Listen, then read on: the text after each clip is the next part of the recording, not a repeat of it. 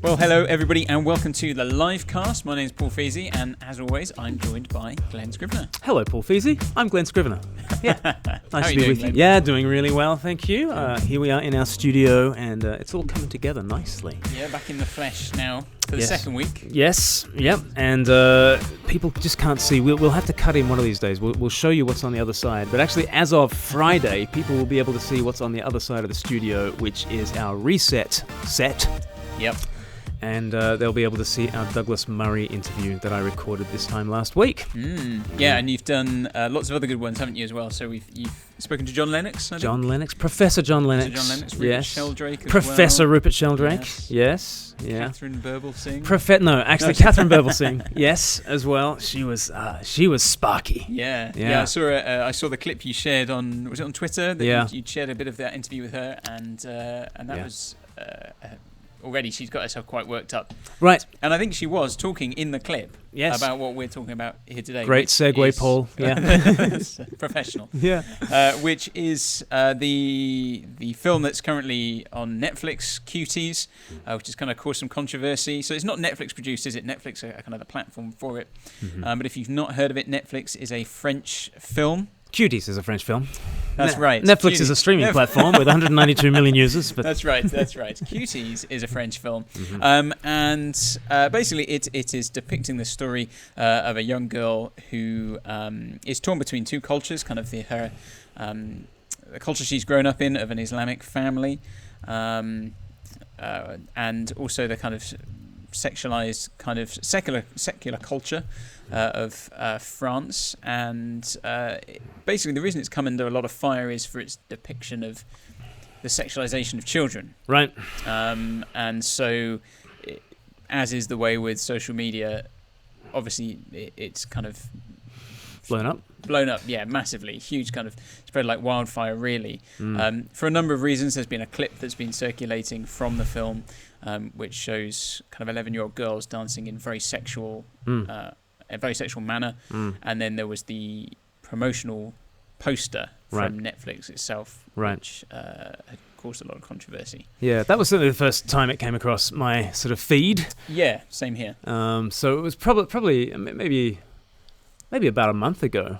The poster was first launched by Netflix, and we'll have up on screen the difference between the French poster and the Netflix version. So it was a film produced in France by director Maïmouna Doucouré, and it was released at Sundance and won Best Director at the Sundance Film Festival. And on the left of your screens, you'll be able to see Mignonnes, or however you pronounce that, in French, meaning cuties. And there you see this magical kind of coming-of-age drama, and you wonder, what is it that these children are engaging in that is enabling them to run free in a kind of a lovely French kind of cobbled street in Paris, and they're liberated and they're happy, and there's no hints there really of anything sexual. And then on the right, you'll see the way that Netflix decided to promote the film, and that's really taken straight from the film, from the final scene of the film, and a very different image. And quite rightly receiving a heck of a lot of pushback on that. And then Netflix continued and released the film on the 9th of September. And then, the clip that a lot of people have seen is the clip of this all-girl dancing troupe of 11-year-olds who are basically aping the postures, the poses, the dance moves of rappers and those kind of highly sexualized videos, and quite rightly again kind of garnered the disgust of social media sort of en masse. But something triggers in me, like whenever there is a large movement on social media, something in me says, okay, looks pretty bad. Sure.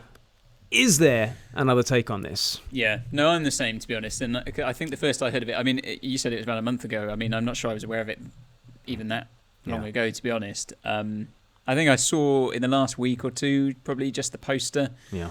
And obviously it kind of began to see a bit of controversy around that, and kind of saw the picture myself and just thought, oh my goodness, this is a bit kind of, distasteful and whatnot. Yeah.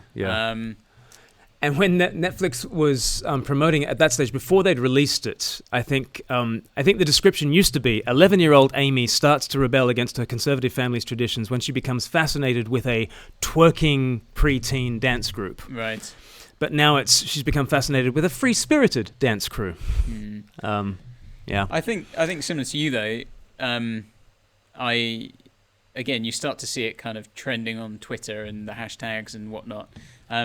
And my suspicion was, as I read things, people saying, I'm thinking, I imagine there's something else to this.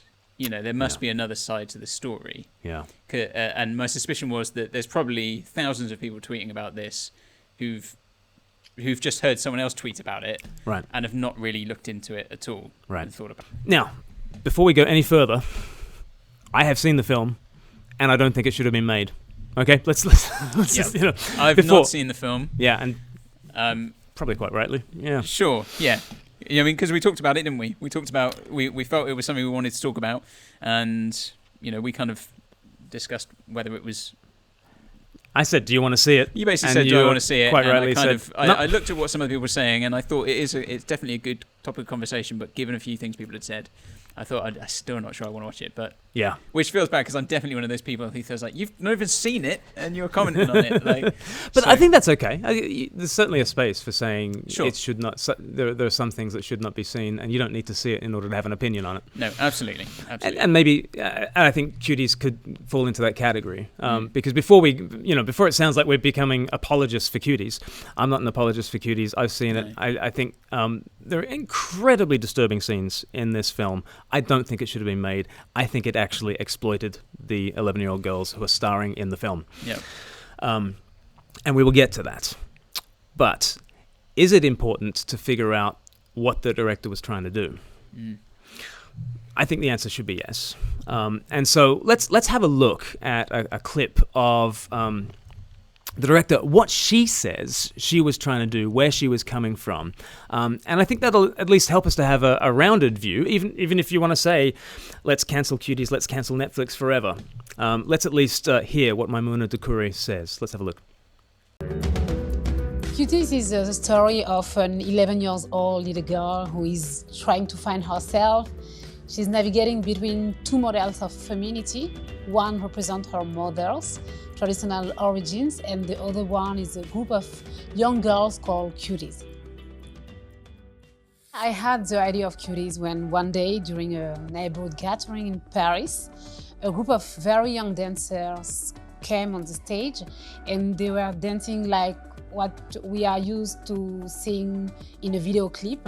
And I was surprised because of the age. They were only 11 years old. So I decided to spend the next year and a half doing research. I met with hundreds of preteens who told me their story. I needed to know how they felt about their own femininity in today's society and how they dealt with their self-image at a time when social media is so important. Our girls see that the more a woman is overly sexualized on social media, the more she is successful. And the children just imitate what they see, trying to achieve the same result without understanding the meaning. And yeah, it's dangerous. I recreate the little girl who I was at that age, growing up in two cultures, is what gave me the strength and the values I have today. I can appreciate my double culture and live between my parents' one, which is Senegalese, and my French Western one. And as a child, that question of how to become a woman was my obsession. I saw so many injustices around me that women were experiencing, and I kept all of that anger inside me. I was powerless when I was a child. Today, I can use my voice, my art, to share my vision of femininity, my fight for women's freedom in society and in our minds as well. I put my heart into this film because this is my story. I believe that cinema and art in general can change the world. We are able to see oppression of women in other cultures. But my question is, isn't the objectification of women's body that we often see in our Western culture not another kind of oppression? My film Cuties is a mirror of today's society, a mirror sometimes difficult to look into and accept, but still so true. We can blame our children for what we value in our society. I hope that people can become 11 years old during an hour and a half of Cuties in our world. So that side of things is one that's rarely aired on social media, isn't it? I mean, that angle, that it's actually trying to depict the horrors of the sexualization of preteens, that's not the view you generally hear when the hashtag just runs around social media. No, not at all. So I think if you had just seen the social media reaction, the way it's depicted on social media is that this is basically just a piece of effectively child pornography that has been put onto a mainstream platform. There's very little of that kind of discussion around it about, well, where's this come from, and what's the director trying to do with this, and so on. For instance, the clip that is very disturbing, and the clip alone should never have been made, and is a reason for you not to have made the film. Not you personally, Paul. I know nothing to do with it, quite rightly, but it is the reason. It is one of the reasons why the film should not have been made, and yet that clip was cut. Certainly, the one that was going around social media was cut right at the point where so the girls are on stage and they're doing this highly sexualized dance, and actually the lead character Amy starts to recognize the horror of what she is a part of. She starts to hear the songs from her Senegalese youth, and the kind of the disjunction between this life as a twerking tween and her conservative family upbringing was just a cognitive dissonance that actually breaks her. She breaks down in tears, she runs off the stage, and actually she runs back home and basically pulls on a sweater, becomes a kind of a wholesome 11-year-old, and jumps rope with the kids, like in the street, and regains her innocence again. And that's kind of the end of the film. You would never get that idea from the clip that's circulated in social media. The clip itself was, I don't know, 30 seconds or something long. Whatever it was. Yeah. But of course, that just like the poster and that clip itself, they've both been kind of ripped out of context. Yes. So now again, that's not to say that it justifies those things, because like yourself, I think from what I understand, although there may have been some good intention behind it, it has, whether inadvertently or not, has done the thing it's trying to expose. Right. So therefore, that's a fail on its part. But we do know that we should know the dangers of just seeing something ripped out of context and making an assumption about it, as we talked about with the the Covington High kid. My reaction to watching that video of the director is there's part of me that feels quite sorry for her, and what's kind of happened off the back of this, because she clearly had an intention, which was a good one, to expose something very dark in our society. And she says a couple of powerful things in there, doesn't she, about it's very easy for us to see oppression in other cultures. So I think she's probably referencing there, particularly looking at Islam and the kind of views there. But it's more difficult to see it in our own. And I think there is there's a case to be made that there's a good thing in making us look at our own culture, which is hypersexualized, and for us to be able to see that in a way perhaps we haven't seen it before. Sometimes you can't see the forest for the trees, that kind of thing. Now I'm not so whilst that is the good intention behind it, I'm not, again, just continually, I feel we need to keep reiterating, we're not saying we think this Cuties film is a good thing, right, or has been done in a way that is good. Yeah. Shall I read out the notes that I made? So I'm kind of infamous in the office for watching everything on double speed, and people kind of make fun of me for. And I thought I was over it when I listened to the book, The Relentless Elimination of Hurry by John Mark Comer. I listened to it on Audible, and it was on double speed. Brilliant. And by the end of the introduction, I thought, I probably better listen to this on normal speed, hadn't I? And so, but I've started listening to things faster now. Netflix actually has a feature where you can listen to things at 1.5 speed. So I at least got through Cuties in 1 hour rather than 1.5 hours. I made some notes along the way. Let me just read out some of the notes so that you don't have to watch this. Don't watch it. I've watched it, so you don't have to. So it begins with Amy, and she's going to prayers at the mosque, and instantly you realize there's a segregation. The women go upstairs, the men go downstairs. And then there's a woman teaching all the other women, saying, that's why we must be pious, because there will be many more women in hell than men, which is just a very common Islamic teaching. Muhammad himself taught it. There will be many more women in hell than men. And so that's sort of setting the stage for her conservative religious upbringing and the oppression of women that she feels in that background. And now in any other kind of film, let's say a Western film, in a Hollywood film, not French. Obviously French is Western, but you're expecting the way this plays out here to be, here's the oppressive regime, here religion is oppression, and now here's the liberation and freedom away from religion. That's kind of, I guess, where you expect it to go. Yeah, and what she's trying to do, I mean, obviously a French director in just a rampantly secular culture like France, in which the religion is secularity, laïcité. It's kind of enforced secularity. What she's wanting to do is say, hey, you know how oppressive that looks? I wonder if our secularized, sexualized preteen social media is itself oppressive. That's the interesting thing she's trying to do. And to the extent that she's trying to do that is a noble goal, I think. And particularly because I think she's right. Yeah. It absolutely is. It's not just could it possibly be. It's like, well, it blatantly is oppressive. Yeah. But unfortunately, again, the film. So, I mean, remember the brouhaha over burkinis in France. You're not allowed to wear a burqa to the beach and that sort of thing.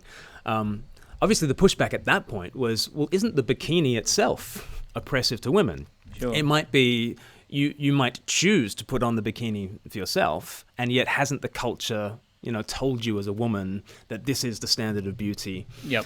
And you too are being oppressed by the male gaze in the West, just as you think that the conservative Muslim is being oppressed by the male gaze. So there are interesting points to be made, and the director is definitely trying to make those points, because coming out from the mosque, Amy goes into the laundry room in her apartment block, and she watches an 11-year-old girl who is just by herself having fun in the laundry room, but dancing in a very seductive way. And then what I've written, and I've written this probably about 10 times in my notes, the gaze of the camera! Exclamation mark. Right. Very disturbing. That's what I've written. The gaze of the camera, very disturbing. Because for those who might not be in with the lingo there, you're talking about where's the camera where looking? the camera is focusing. Yeah. So it's not just showing the whole scene, but it's very much drawing attention to particular things going on. Zooming in on an 11-year-old's butt, that's not cool. Yep. Right? And that makes the entire audience zoom in on an 11-year-old's butt. And so the gaze of the camera becomes the gaze of the audience. And so you are being forced to see things through a certain lens. And, it's been pointed out that, Netflix has 192 million users. How many of them are pedophiles? Right? So, to what degree are they providing something that's, hopefully most people watch Cuties and go, let's run 1,000,000 miles from that. Out of 192 million users, how many people are going, thank you very much, I'll have some more of that, please? Yeah. Very disturbing. So the gaze of the camera. And so the entire film is kind of playing off against each other. And just as you see a scene of a conservative Muslim kind of practice, you then see a scene of kind of secularity and sexualization running amok. So you've got the next scene about doing ablutions and washing, and I think it's a mother who says, let the water run, it washes your sins away. And then the next scene, you have discussions of Instagram and putting filters on and porn and sexting one another. And so it just goes back between the two things. What's interesting is very, very often you see scenes in which the girls are having innocent fun. And the director's very clearly wanting to show that these are 11-year-old girls who don't know the first thing about sex, actually, who don't know why on earth, like, why do the dancers in rap, videos, like, suck their fingers in that particular... They have no idea. They're not sexualized. They're just mimicking. And they would prefer to have fun with gummy bears and just, dance in the streets and just have fun. But then that is then juxtaposed with they're watching these dance videos. And then they're starting to copy the dance videos. And so there's this dance troupe of 11-year-old girls, and they start practicing and they start aping the dance videos that they're seeing of adults. And again, I've written gaze of the camera, because the camera is focusing itself on things that the pedophile would look at. Okay? And that's not cool. So it goes on. And again, one of the plot points is that the mother of Amy is, the father of Amy is in Senegal picking up a second wife. Yeah. And bringing her home. And obviously the mother is distraught at this. And you see kind of the way that polygamy is so oppressive of women. And that theme is kind of brought to the fore. But then on the other side, you see ways in which Amy is like hypersexualized, and now she's trying to get in with the cool girls. She goes further than they go in their sexualization and tries to teach them to do routines that the other girls weren't content with to begin with. They become more sexualized. She has stolen the phone from her cousin and starts her own Instagram account and starts uploading photographs that become ever more sexualized until she takes a crotch shot of herself and uploads that. And it just, in the true style of the tragedy, it just heads down, down, down, down, down until you hit the pit. And where you get to is, there's this really interesting scene where they gate crash a laser quest type place, where you shoot each other. And they're just having innocent 11-year-old girl fun. And then the security guard says, "Right, girls, I'm going to call the police because you're not meant to be in here." And so they decide to do like an erotic dance for the security guard to get off the charge. And the security guard kind of likes it. And you're left, I think at that stage, feeling rightly icky and disgusted and horrified, and especially, you've got this overweight security guard sweating and liking the fact that 11-year-old girls are doing this. And I think at that point, again, the director is trying to draw attention not to the fact that the 11-year-olds are sexy, because they're not, but to the fact that the security guard is disgusting. But then Amy, when her cousin discovers that she has stolen his camera, he wants to grab it back, and she says, "Please give me back the camera, I'll do a seductive dance for you." And again, I think that scene was done quite well in that you don't see very much of Amy. What you do see is the horrified cousin, who hopefully... The horrified cousin is actually a much more respectable man than the security guard was. And he's like, "You're being ridiculous," and he sort of runs in the other direction. I think that scene shows what Cuties could have been if it was totally reshot. Yeah. Because I think there are ways of suggesting the hypersexualization of 11-year-olds that do not require an 11-year-old actress to do that. To do those things, yep. Because as you said, it's a really strange way of standing against sexualization of 11-year-olds to make 11-year-olds be sexualized. Really strange. And I think it's bad filmmaking as well. There are ways of suggesting things off camera. There are ways of misdirection and cutting away from what we all know is about to happen without having to zoom in on crotches.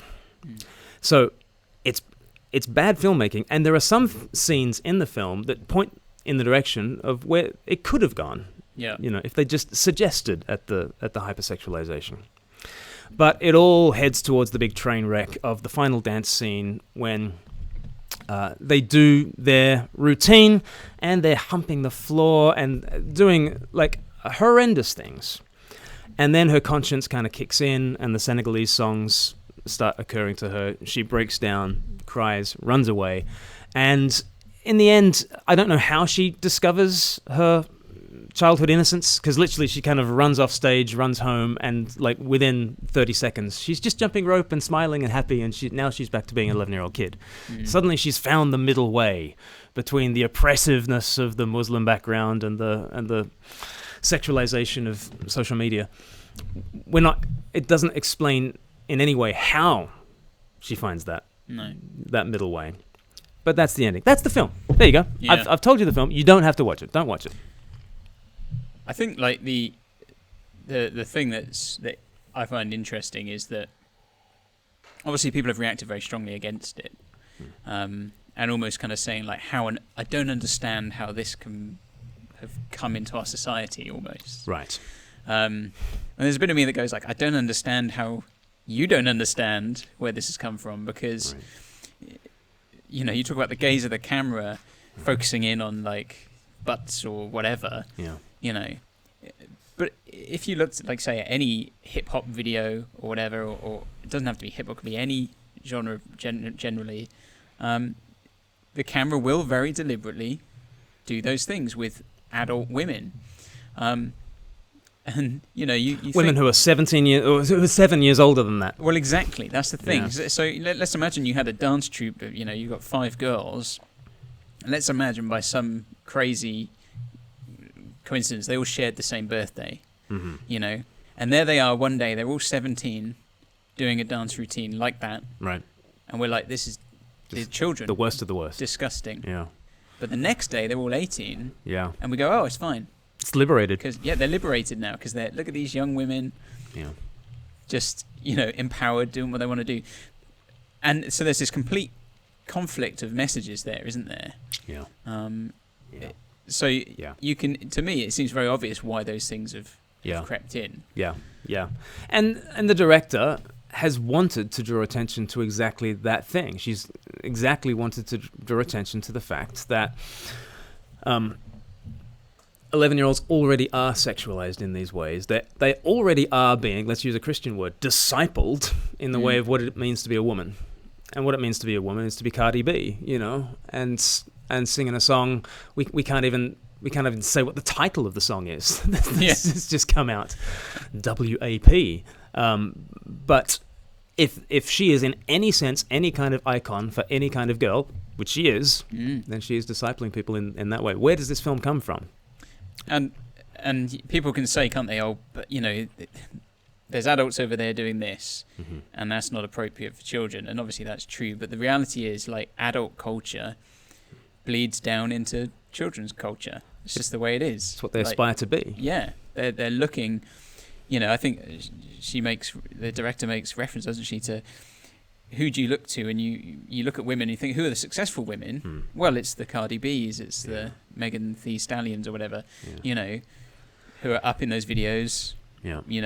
Basically they're for the male gaze. But I mean, this is where it gets difficult, though, doesn't it? Because we look at Cuties and we go, oh, this is completely wrong, and we know it's wrong. But yet when we look at the Cardi B's or whatever, there'll be a number of us who go, well, this is definitely wrong. But there'll be other people going, well, are they doing it for the male gaze, or is it because they are empowered and stuff? Women who are in pornography, are they being abused for the male gaze, or are these women just embracing their sexuality and, they can do what they want with their bodies and they're earning money and all this kind of, and the difficulty is when you start having those kind of conversations, it's very difficult to then start saying something is definitely wrong, because you can always find someone else who's going to say, but what about, like that. And so you've got there's no kind of moral foundation. There's one, and it's such a flimsy one. Yeah, absolutely. So the consent. Right. And of course the difficulty with consent, which is good, which is obviously a good thing. We might need to add to it, but yeah. Yeah. So consent is great, and people will say, well, obviously the difference is that these women over here are women who can consent, and these are minors who cannot consent, or have informed consent or whatever. But the difficulty is, what if you've got someone who's an adult, who's 18, who's drunk? Can they consent? Yeah. The casting couch in Hollywood. There's a power dynamic. Right. Someone says yes to something, but are they only saying yes because someone else has a power over them to give them a job or whatever? Yeah. And so consent by itself, what's consent is a good thing. By itself, it's not enough. Yeah. And there are always power imbalances. Even right back to the raw fact that men have 2 to 3 times the upper body strength of a woman. There is always that power imbalance in sex and in the sexes coming together. So to say consent is the moral value that we're going to uphold in this is just so flimsy, and it just doesn't work in so many different scenarios. The other thing that I kind of think of is, as you said, a 17-year-old doing this dance, it's inappropriate. A day later, and she's 18, and suddenly it's legal. I saw some statistics the other day that said that the most popular tag or category of porn that was searched for on the most popular porn site in the world was teen. Which, when you think about it for longer than 10 seconds, you're like, hang on, what does that mean? Because there aren't too many legal years of teen, actually. There's only a couple of legal years of teen, and there's a heck of a lot of illegal years of teen, and that's the number one thing. And what are we doing in a society in which everyone agrees that the thing that is the worst as regards sexual morality is actually the thing that we privately view the most? That's just shocking, isn't it? Within a prison, who comes bottom of the ladder in terms of the honor among thieves? It's other inmates will beat up pedophiles because they are the bottom of the bottom, the worst of the worst. And yet, what is it that even just on the legal sites we're looking for? We're looking for those who are shading towards Cuties, right? Where's this film come from? I don't know who's pushing this film on us. No. We're asking for it. Exactly. We're totally asking for it. And I think the director was trying to make some important points that traditional conservative values might seem oppressive to you, but what about hypersexualized values? That is also oppressive. Actually oppressive. And we're not used to thinking in those kind of terms. And like you say, but it has that potential, therefore, within that, to be a kind of almost like an earth-shattering thing for someone. To because we're all living in this society that's saturated by it. So to the point that, as I said earlier, you don't see the forest for the trees almost. That stuff is so normalized that we almost don't see it. So this kind of film has the potential to wake people up to something and for people to suddenly sit there and go, I can't believe I never really thought about this. Like, it's so obvious, it's in front of my face. As we said, though, it could have done it in a way without having to exploit young girls in the process, you know. Right. So do you do it as an animation? Do you think or even creatively? like you say, even if it was filmed, more suggestively. in lots of you take like a horror film.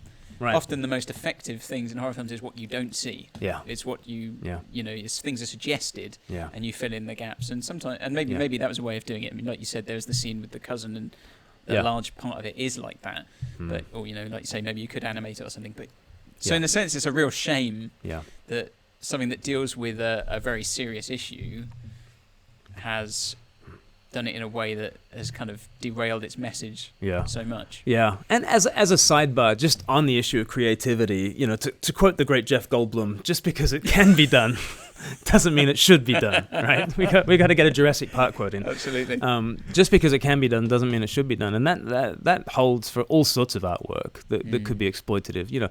Like, wouldn't it be a cool piece of artwork to drop a nuclear bomb on the middle of London and then film the blast, right? Like, be interesting.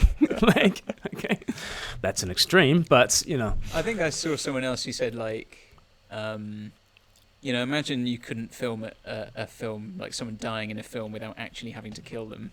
Right. We would definitely, like a war film. Yeah. You wanted to say war is wrong. Yeah. But the only way you could do it was by actually filming war and killing people. I used to think that was the case. You know, I used to think that people who died on camera were probably Died in really real dying, life. but they probably had a terminal illness and they just decided they'd go out in glory. So Probably. go out famous. You know, they're saying no. If that was the case, you knew you would never do it. You wouldn't film those things. You know. Yeah. And they were saying that's the thing with Cuties. You know. Right. The way you've done it Yeah. is actually to do the thing You've actually made 11-year-olds do that. Yeah, you've made 11-year-olds do it, and so Yeah. actually it shouldn't have been made. Yeah. That's the kind of thing Yeah. being said.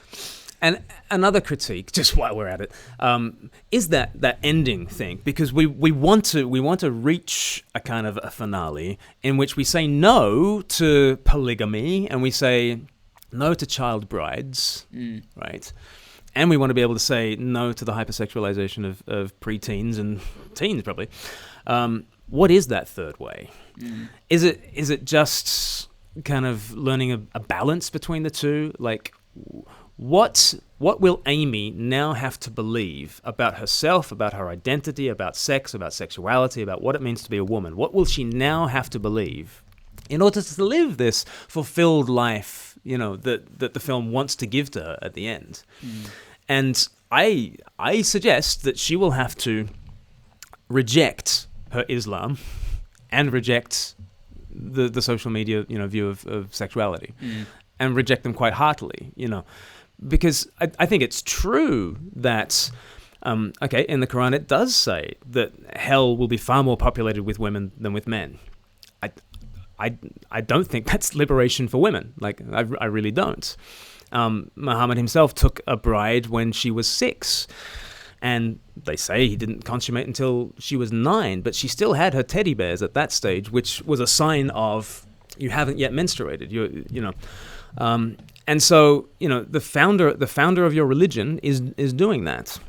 I think you have to reject Islam in order to be a liberated woman and to have a true view of sex and marriage.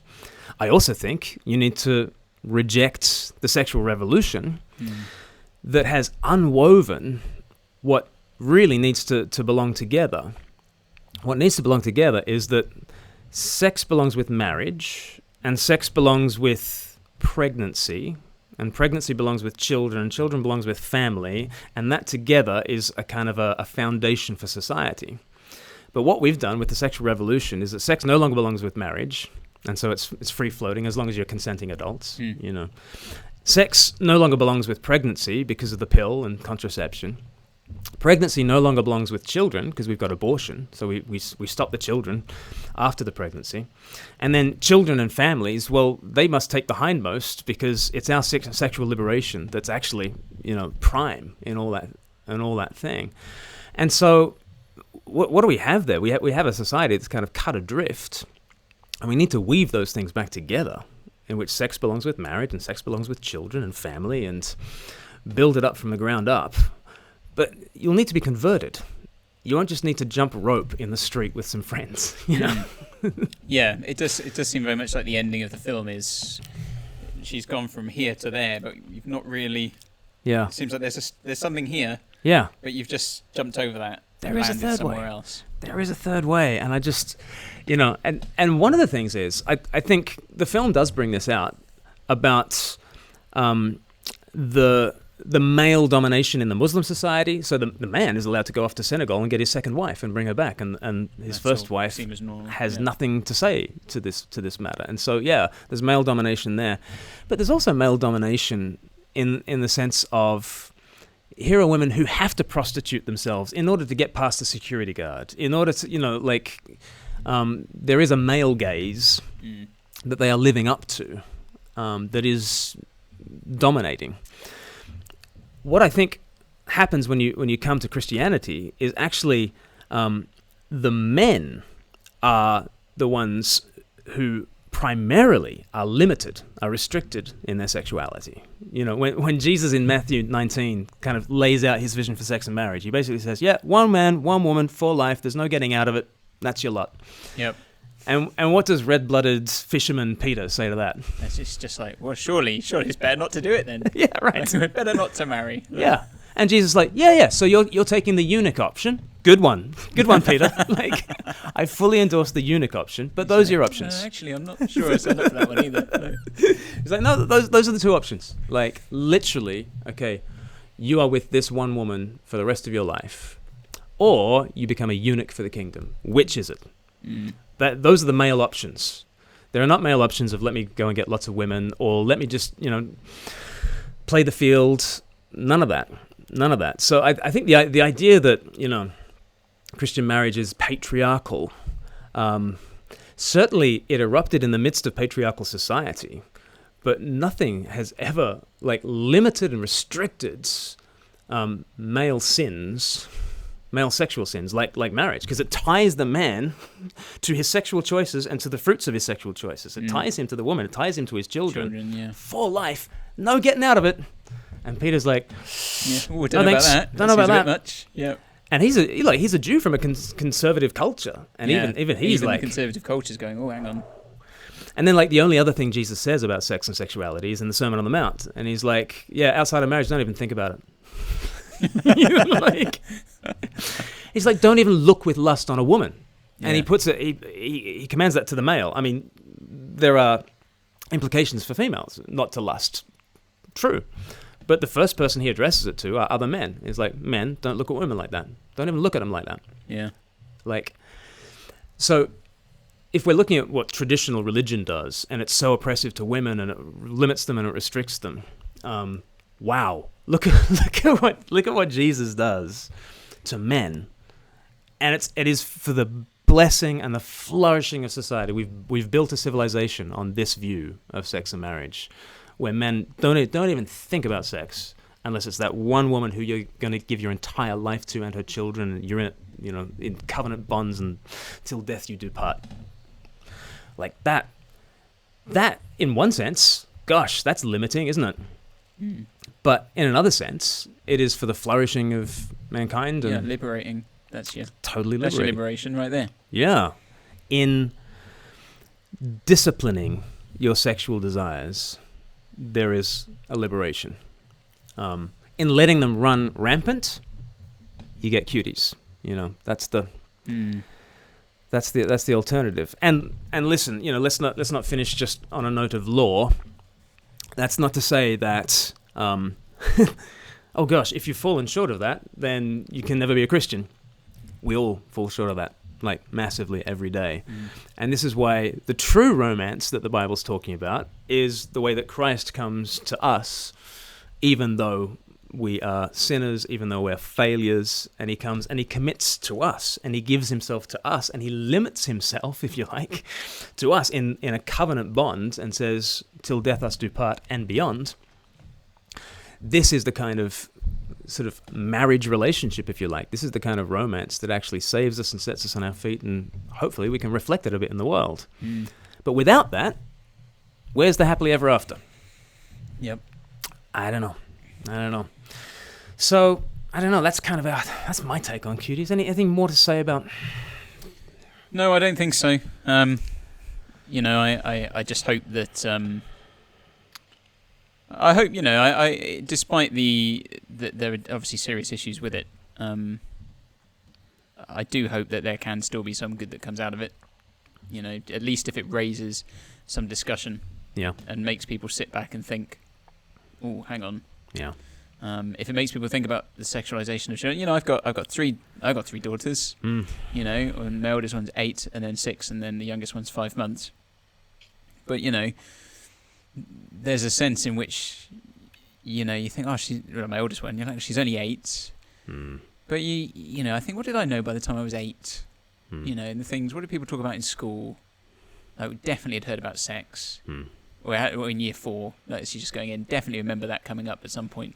Yeah. So these things are going to start to be there, and I know people who've got children who are maybe a little bit older who are kind of teens, pre-teens, who have already got Instagram accounts, and you can kind of see some of them beginning that kind of selfie, it's that just photos of yourself type thing, and I just keep looking at it thinking oh my goodness, this is going to be such a difficult road to traverse, because you can see how easily people can get just dragged into this world of what does it mean for me to be a young woman? I need to look like this, and I need to act like this, and I'm 11, I'm 12, and I'm posting photos that reflect what these celebrities look like who are posting provocative photo, and I just think, oh my goodness me, like what a nightmare, like of this coming down the road. But yeah. That's definitely what the director was trying to, articulate. It's just a shame that she forced 4 girls to do what she says should not be done. Great. Well, that's our take on Cuties. I don't know what your take on Cuties is. Let us know in the comments below. If you're not yet subscribed to us on YouTube, we are Speak Life Media there. We are Speak Life UK everywhere else on Facebook and Twitter and Instagram. And we'd love to hear your comments, so please do get in touch. You can go to speaklife.org.uk to get in touch with us via email. And if you want to support all that we do here at Speak Life, you can go to speaklife.org.uk/give. That's the one. That's the one. We're pros here. We're total pros.